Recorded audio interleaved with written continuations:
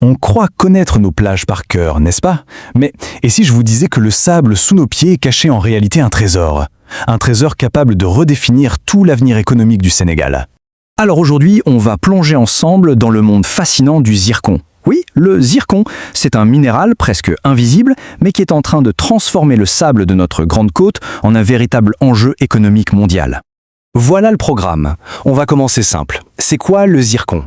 Ensuite, on verra pourquoi il vaut de l'or. On va aussi découvrir ses usages, qui sont, vous allez le voir, assez surprenants. Après, on se demandera où on le trouve exactement chez nous sur la Grande Côte. Et pour finir, la question qui fâche, tous ces bénéfices, face à quel risque on va peser le pour et le contre. Allez, c'est parti.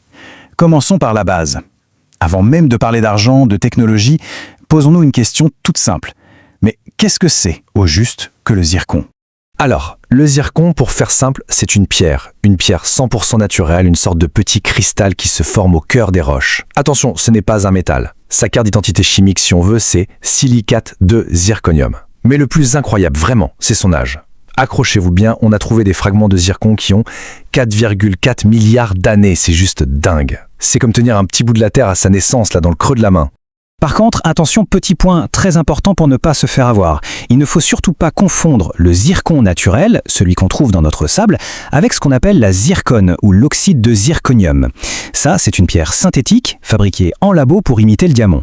Le nom se ressemble, c'est vrai, mais ça n'a rien à voir. D'un côté, on a un trésor de la nature, de l'autre, une création purement humaine. Bon, maintenant qu'on a bien compris ce que c'est et ce que ce n'est pas, passons aux choses sérieuses. Parlons argent. Pourquoi est-ce que cette petite pierre est devenue si cruciale pour l'économie? Regardez ce chiffre. Environ 2000 $ américains. C'est le prix pour une seule tonne de zircon de très bonne qualité. 2000 $ la tonne! D'un coup, on ne regarde plus une simple poignée de sable de la même manière, hein? Et justement, grâce à cette valeur, le Sénégal est monté en grade. On joue maintenant dans la cour des grands, là, sur la scène mondiale. On fait partie des tout premiers producteurs de zircon, juste à côté de géants comme l'Australie ou l'Afrique du Sud. C'est pas rien, c'est un atout vraiment majeur pour l'économie du pays. Ok, donc ça vaut cher, on a compris. Mais concrètement, à quoi ça sert? Qu'est-ce qu'on en fait de ce zircon? Eh bien, la réponse va peut-être en surprendre plus d'un. Mais il y a de fortes chances qu'il y en ait chez nous, là, maintenant, tout autour de nous. Alors, si on regarde la répartition mondiale, c'est clair, presque la moitié de tout le zircon extrait finit dans la céramique. C'est vraiment son utilisation numéro 1. Mais attention, il ne faut pas s'arrêter à ça. Les autres secteurs, même s'ils utilisent moins de volume, sont souvent des industries de très haute technologie, absolument cruciales. Et oui, le zircon est partout. Dans nos maisons, par exemple, c'est ce qui rend les carreaux de la salle de bain si blancs, si brillants et si résistants. En médecine aussi, les couronnes dentaires ou même les prothèses de hanches sont souvent faites en zircon parce que c'est super bien accepté par le corps humain.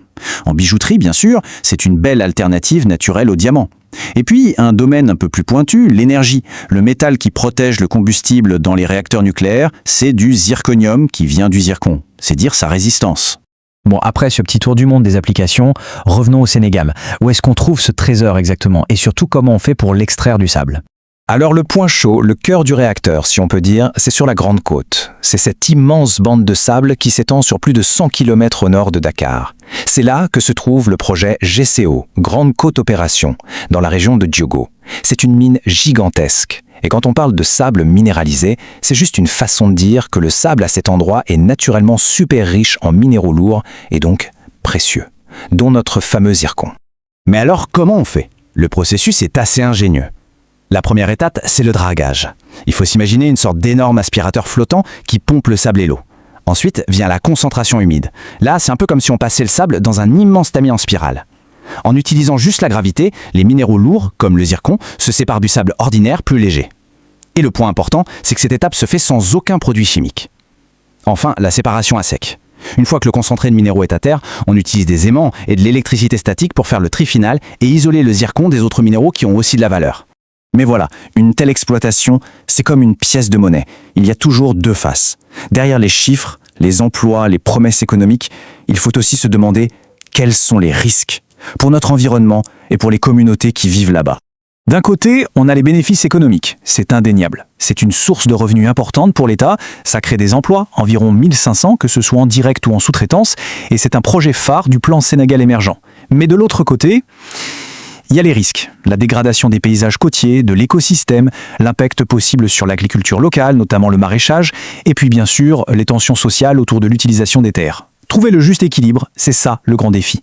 Au fond, tout est résumé dans cette citation. Le zircon sénégalais n'est plus seulement du sable. C'est un atout géopolitique majeur. Ça change complètement la perspective. On ne parle plus d'une simple exploitation minière, on parle d'une ressource stratégique, dont la gestion a des implications bien au-delà de nos frontières. Ce qui nous amène à la question finale. Ce zircon, est-ce une bénédiction ? Ou est-ce que ça pourrait devenir une malédiction pour l'avenir du Sénégal ? C'est une chance économique incroyable. C'est une certitude. Mais c'est une chance qui vient avec une énorme responsabilité, celle de penser sur le long terme.